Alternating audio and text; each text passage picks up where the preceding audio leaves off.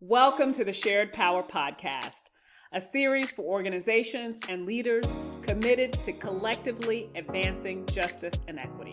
I'm your host, Mia Henry. I'm the CEO of Freedom Lifted, and I'm the daughter of activists, educators, entrepreneurs, and survivors. I've had the honor of teaching, facilitating, and co-leading in schools and nonprofits for over 2 decades. I've learned a lot, but it hasn't always been easy. There are conversations that I had, or I wish I had, that I believe create the conditions for more effective collective leadership. In season 1 of this podcast, we're going to dive deep into these conversations. These topics will help us explore how we can build trust, navigate conflict, and lead in partnership with one another. If you believe that relationship building is the foundation for justice work, you are in the right place. Join me as we explore the ingredients for leading with shared power. Today's conversation will feature philanthropic trailblazer Deborah Harrington, CEO of the Harrington Group. Deborah has held prominent roles in the public and private sectors, including serving as president and CEO of the Woods Fund of Chicago and co-founding Chicago African Americans in Philanthropy. Deborah is also a mentor of mine. We met while she was leading the Woods Fund and I was working for a grantee organization. Since then, she has taken me under her wing, offering invaluable support and advice and linking arms with me as a community organizer in the neighborhood where we both lived in Chicago. Now, this conversation will feature a look at leadership through the servant leadership model. We'll discuss the importance of leading with humility, vulnerability, and relationship building to create spaces for shared leadership in organizations and neighborhoods. So, Deborah, thank you so much for joining me today. And thank you for having me on your shared power podcast, Mia. Yeah, I'm just so honored to be in conversation with you. I've often heard you say that you believe in servant leadership and you think of yourself as a servant leader. And I know this is an approach that you have taken when you've been in positions of power in state government and as well as in philanthropy. So I'd love for us to start by you talking a little bit about why servant leadership is important to you and why do you believe this approach is so effective? Mm-hmm. Well, in government, leadership in the public sector by its very nature is a rigid and unforgiving culture. So if you get too creative and if you paint outside the lines, Mm. there are usually consequences. So for me, I felt it necessary to unleash the energy and brilliance of those with whom I worked. And the servant leader model empowers others to encourage diversity of thought. So, in fostering leadership in others, it enabled me to create a culture of trust. And as the owner of positional power, Hmm. I actively chose to lead with humility. And for me, this approach inspired mutual loyalty, insight, and a Yeah. shared platform for creative thinking and the exchange of ideas. It also gave rise to opportunities for all of us to learn from one another about our different perspectives and possibilities. And most importantly, we were able to reach a point of consensus building, Hmm. which is fundamentally a unifying exercise in the creation of shared ownership and building, really having an opportunity to build something together. But even in my many years that I've spent as a so called leader, I continue the process of reassessing and reevaluating this notion of leadership because it evolves and it's an iterative process. Um, so I'm going to flip to the field of philanthropy and how that leadership sort of looked different from the leadership in the public sector. So in the field of social change philanthropy while working alongside activists and community organizing, my definition of shared power expanded because I witnessed the challenges of high stakes social and racial justice campaigns. And, it's a space where leaders are constantly challenged and they're challenging the status quo, and they take a lot more risk than, I saw in the public sector. Um, and so at the end of the day, it is the fundamental relationship building, and I can't stress that more, how important relationship building is that leads to trust. Yeah. And that leads to greater transparency, more open communication, and serves as a prerequisite to share power, influence, and collaborative decision making. Yeah. So would you say it's easier to build trusting relationships in philanthropy? You found it easier to build it in philanthropy than you did in working in state government or in other Yeah, fields? I would Yeah. say most definitely. There's something very rigid about government, and that's the culture. There's so many rules and regulations. Like I said, it's hard to paint outside the lines. And so in philanthropy, you can be more entrepreneurial, and I think I had a unique role in as much as I worked with activists and community organizers, and they are creative people by nature, and so it had its unique challenges because when you're trying to remove structural barriers and change systems at the same time that you're really trying to hone in on what leadership looks like, I think it creates a different kind of challenge. But by Hmm. the same token, there's a sense of camaraderie um, among my peers in philanthropy as well as the activists. And so even though it's challenging, I think it's a lot easier because of the relationships. And I go back to the relationship building and the trust, and that's a major prerequisite, I think, for moving toward, shared power.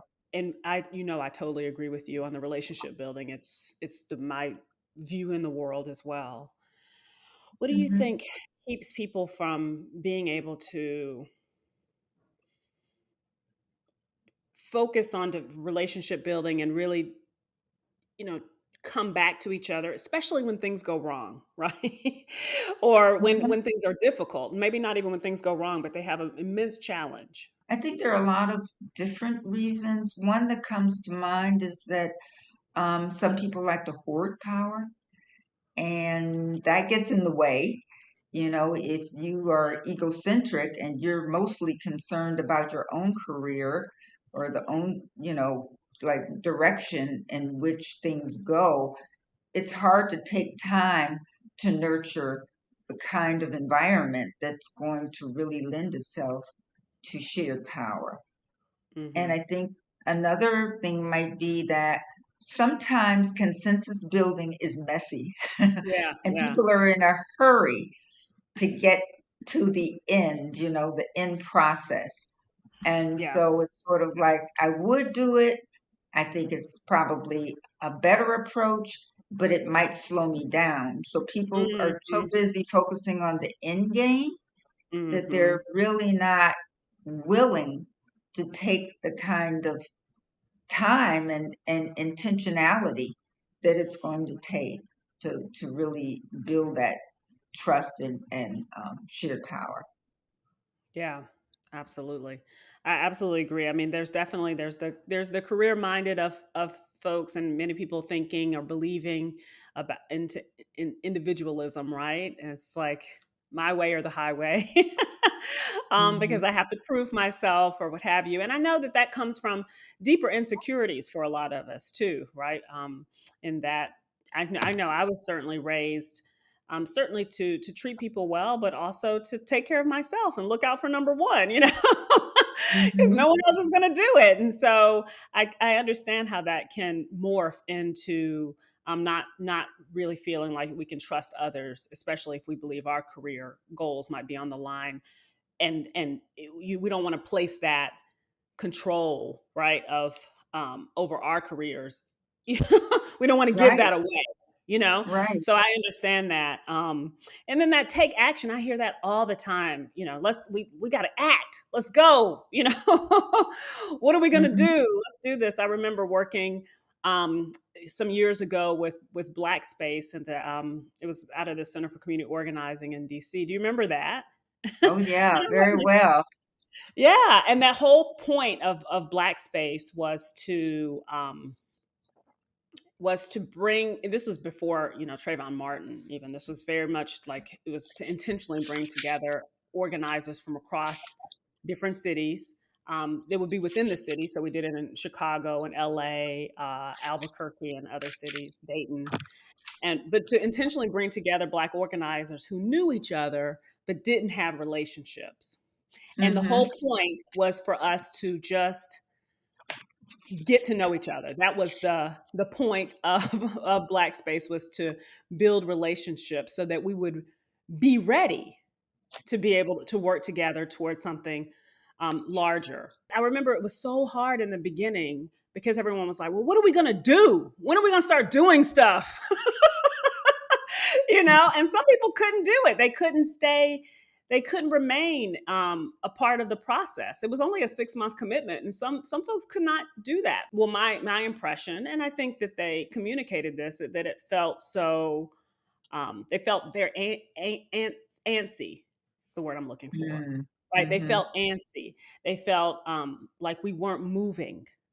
mhm, And mhm, organizers are often, taught that it's very difficult to detach urgency, right, from the work, mhm. Yeah, that's because what I people's call the lives are on the line. the tyranny of the urgent, right? Yeah, yeah. But that's Mhm, understandable because, people are fighting for people's lives, mhm. and oftentimes our own experiences are the reason why we're in the fight. So it's a tension there, I think, and it does that that need to feel like we're doing something or taking action often does, I think, get in the way of our ability to really sit with each other and connect with one another. So I appreciate that. Yeah, and I think We, people think yeah, about processes sometimes, as we said, slowing down yeah, things yeah, and and it's not not foundational. valued, as an activity that can really grow and build. I think another thing is, some leaders are just straight out insecure. Yeah, I yeah. mean, I've heard, you know, people talk about imposter syndrome and all these other things. Mm, And so they may just be too, insecure to really take the time that's needed because they don't really want to unpack a lot of the things that have to be involved in sharing power because they may be exposed, mm, and so that might make some people who are more secure in their role as a leader more reticent to step out. I think I would challenge them to say that it might be just the opposite in terms of an outcome, because once you reveal yourself, your authentic self, and and allow yourself to be transparent, it could lead to probably greater things because vulnerability is not a negative. I think it tends to draw people in and want to feel like, yes, yes, how can I be a part of the solution? yeah, yeah, and absolutely. And I think trying to figure that out, like how vulnerable to be, right, and still feel secure, or like we're not oversharing, right?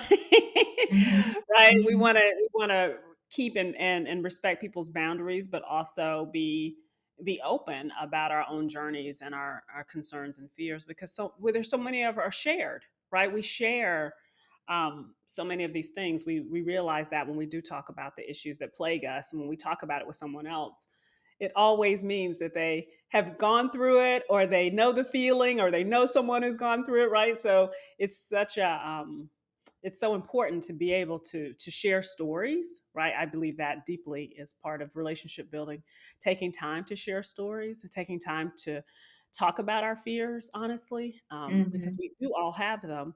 Um, but being able to talk about them keeps the fears from taking over, right? And I think that's where it comes in with imposter syndrome, is this idea of we don't belong in this space, and that therefore we all have that feeling. But Hmm. And it's, yeah, when do we let it take over, keep us yeah, from living into our power, right? So yeah. that's the piece, And it's unfortunate because a lot of people have the skills and the talent, and they become retrenched and not allow that to grow and thrive for, fears that are internal, some insecurities, when they could really be strong and powerful leaders. And so, yeah, Yeah. I mean, there's just so many reasons why, you know, leaders sometimes don't tap into that full potential.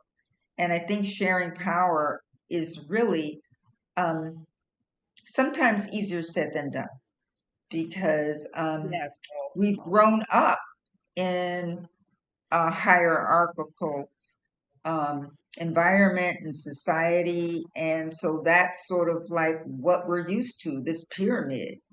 And so how do we kind of rid ourselves from that and say that that is not the natural course of things? It's supposed to Yeah. be about building relationships, and through that building one another, and that's really what's powerful. Yes. Yeah, building up one another. Like, who are we here for if not each other? Just a quick break to note that the Shared Power podcast is sponsored by Freedom Lifted and our flagship training program, Justice at Work. Justice at Work offers blended learning and professional development for organizations and individuals who are strengthening their commitment to justice and equity in their workplaces and in their communities. This training combines discussions with online modules that teach frameworks and critical history to help you examine the relationship between identity and power. You'll even have opportunities to join live group discussions facilitated by me, Mia Henry. Go beyond diversity and inclusion to find your role in building a more just and equitable world. Learn more and sign up at freedomlifted.com. It's just so wonderful always talking to you, but talking to you specifically about these issues that I find so many leaders are dealing with right now in organizations, many of whom are in either deep introspection, right? COVID has made everybody rethink everything, and they're in deep introspection about their missions.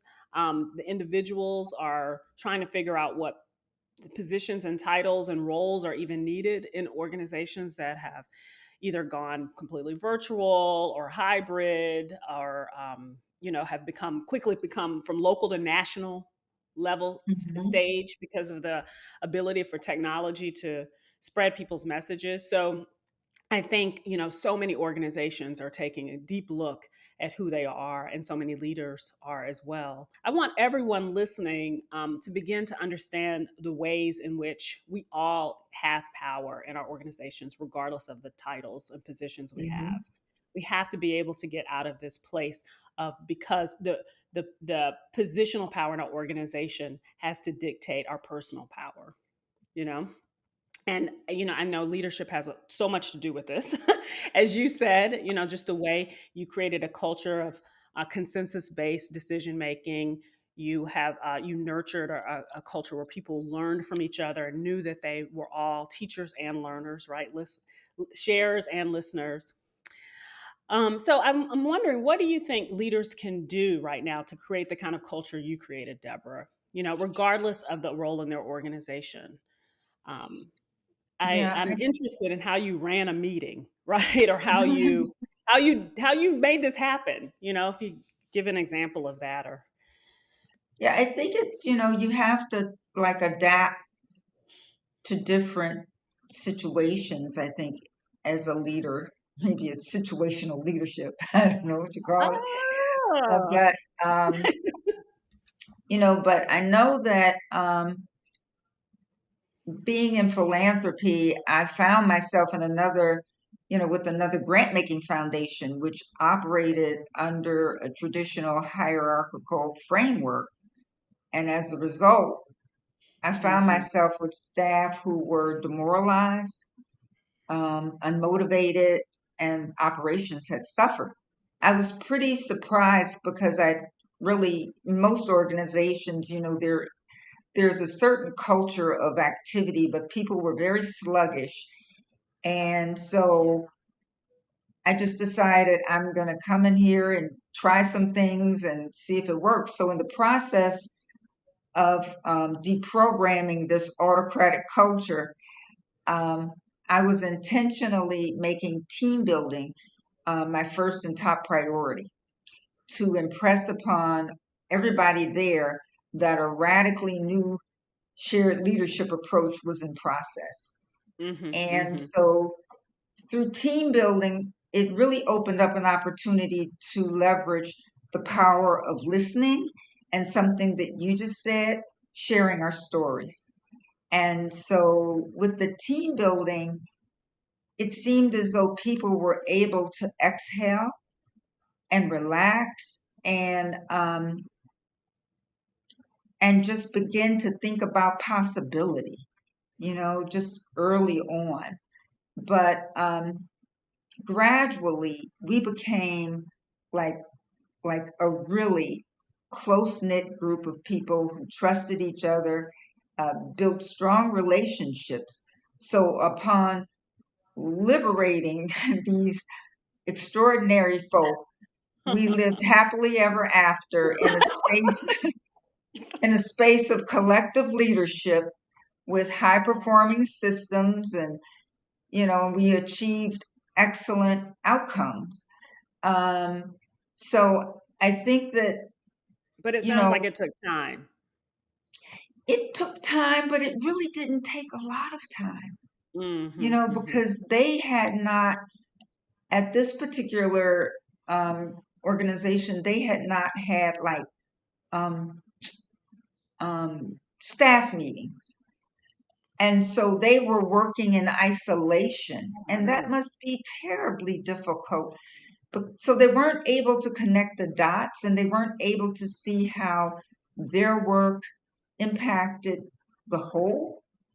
They didn't have close relationships among each other. I mean, they saw each other every day, they spoke to each other, but they pretty much worked in isolation. And so, even I think first with the team building to say we are one, and we're going to get hmm this done. And I'm here to, like I said, liberate you so that we can just work together. But getting past that, it was just like an engine just getting fired up. hmm And because of that, um, there was a high level of engagement and productivity. And I, passed over a lot of decision making authority to them because, they were all experts in the areas in which they worked. Yes. Yeah. And so they never had that. I wasn't looking over their shoulder. I said, you know what you're doing. Um, and so we became um, just a wonderful, wonderful team. And I really didn't feel so much like I was the leader. I felt that hmm we were all in this together. Yeah. And it's possible. And like I said, it didn't take as long as maybe one might expect it. I also think it's important to note that collective leadership is a practice that, once incorporated into organizational culture, it has to be constantly reinforced. And it's not just a team building exercise, but a dynamic, intentional, and continuous shared leadership process that touches every aspect of the organization. Well, I want to make sure we get a chance to. I want to ask you a little bit about our organizing time together in South Shore. You know, you and I had the joy of working really closely Yes. together to build Reclaiming South Shore for All, again with some other phenomenal residents, and that came out of if I remember correctly, my house was was broken into a couple times, and I think after the second time, I was like, I'm just going to invite everybody I know who lives in South Shore to come over to my house, and so I can feel reconnected to the neighborhood. You know, because the psychological effects on the break-ins, and I'm definitely from this space of people. They People break in because they need to break in, right? For whatever reason, they have something driving them to do that. So I wasn't really angry, but I was scared. I think I Mm-hmm. was, and I felt like I wanted to reclaim South Shore for myself, right? As a neighborhood that I belonged to and believed in, and didn't feel um, targeted in, right?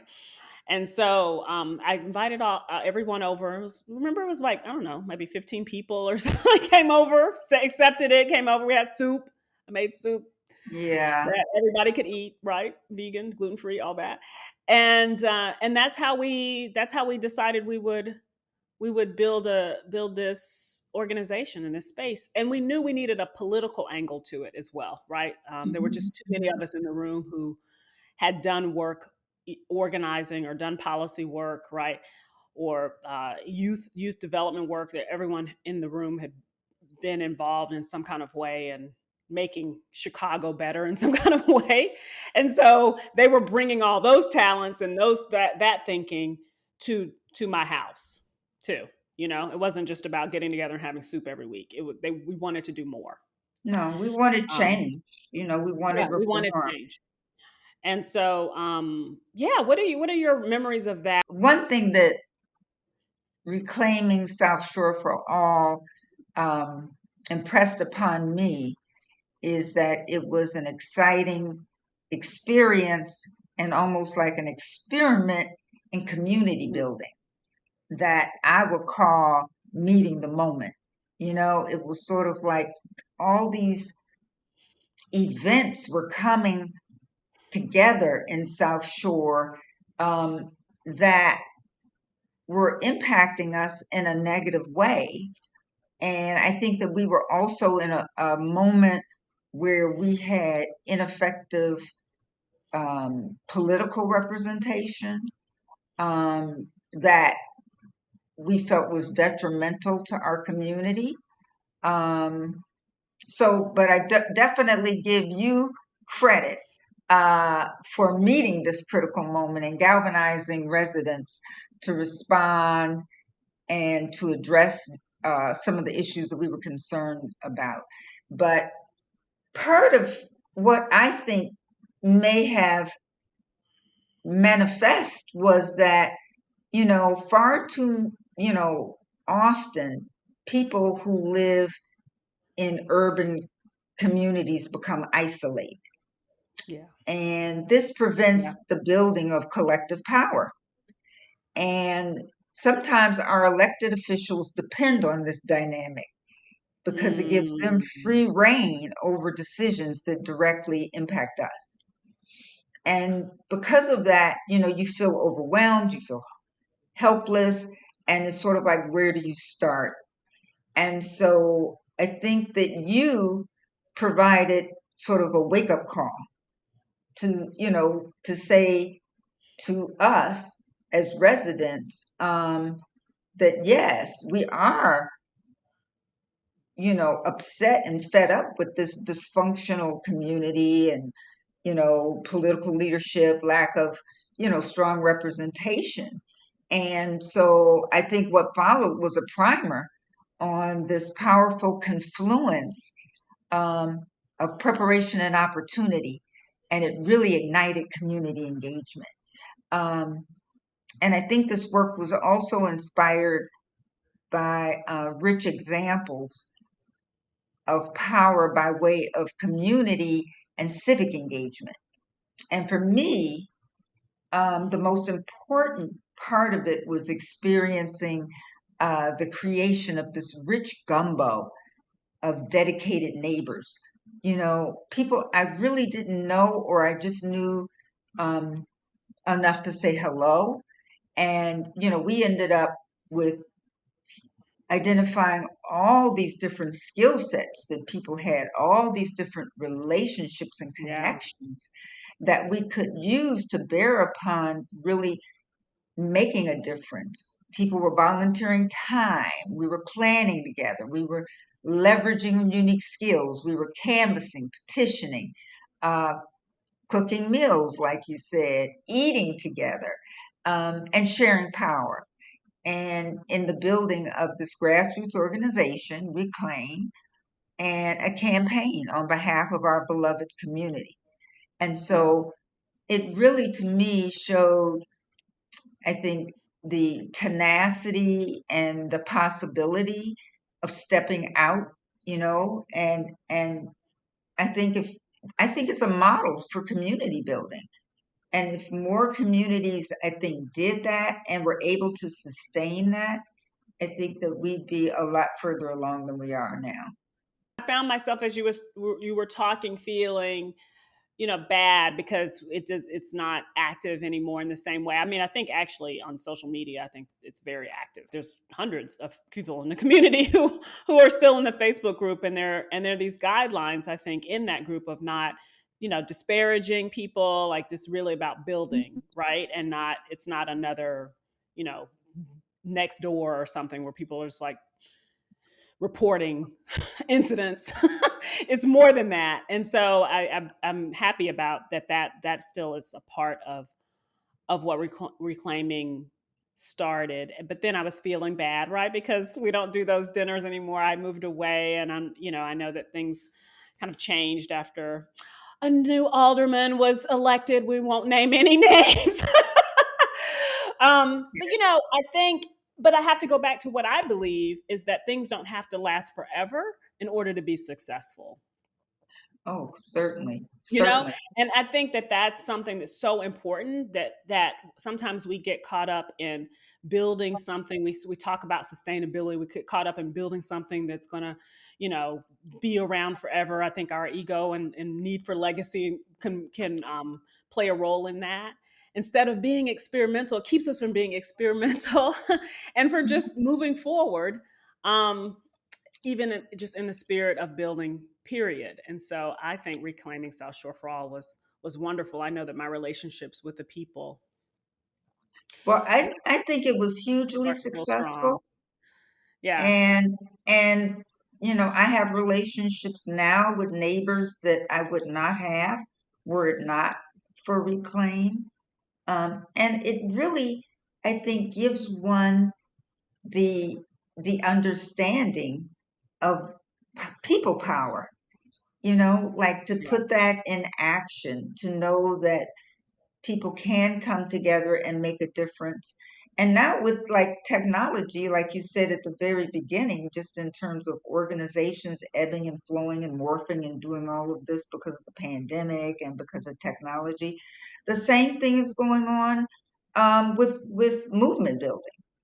Yeah. It's just, it's not always reach out and touch somebody, but it can still make a difference. And I think the Facebook aspect of this really keeps people connected and keeps people woke in terms of thinking about what's going on in the community.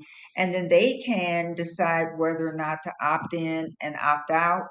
But I think it Yeah. still it creates this portal of possibility and activity. Yeah. I love it.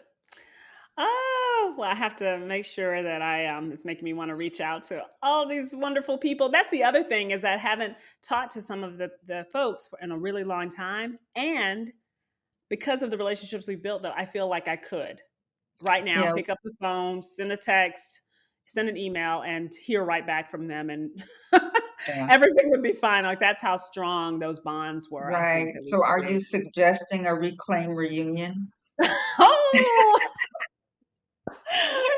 Ooh, Yeah. yeah, after the recording, let's discuss.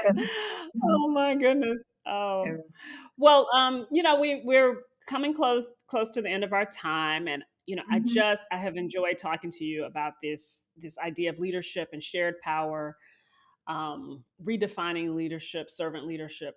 This has been such a rich conversation, Deborah. So, is there any other advice that you would give to leaders about what it means to redefine leadership? To Um, ensure shared power in there, their organizations. yeah, a couple of things. I would invite listeners to reimagine the cultures of their organization, Hmm. um, and to intentionally build organizations that share power. You know, we have to all actively, figure out how to get out of our own way and share power and let others lead. And that's going to require continuous, I think, recalibration and realignment. Um, and so, yeah, and I would think that people could also re-examine and assess, how do we perceive and use our own power, not just in the workplace, but in interactions with others and in different settings, and reflect on the lessons we gain from those insights. Um, and I think we have to combat fear and isolation by, sometimes you get into a situation where you feel like you're all alone, or you don't trust the people around you. And so I think that we have to surround ourselves with supportive and trusted allies. Um, and this will provide us with a steadfast hedge of protection. And the last thing is, that I think all of us have to, we're fighting a righteous fight, and we have to prioritize our own wholeness and balance and wellness, Yeah. and prevent burnout by practicing stress management, or whatever that means. I know for me, it's trying to stay positive. Um, it's actively practicing gratitude, and Yeah. I have found that acknowledging my daily blessings to be tremendously meaningful. Yeah. So those are my thoughts, and I just want to thank you again for inviting me, Mia. It's been a real pleasure to participate in our conversation on shared power. Yes. Oh, I couldn't think of a better person to have this conversation around leadership and shared power. Deborah, thank you so much. Thanks for tuning in to this episode of the Shared Power Podcast. This podcast is a production of Freedom Lifted, a company that provides training, facilitation, and coaching for leaders rooted in justice and equity. It is produced and edited by Cassandra Sampson at It's 97. Production support also provided by Alicia Tate, Amber Kinney, Alicia Bunger, and the AK Collective. For more information about our work, visit freedomlifted.com or follow us at Freedom Lifted on Instagram, Facebook, or LinkedIn. Join us next time as we continue to unlock the ingredients for leading with shared power.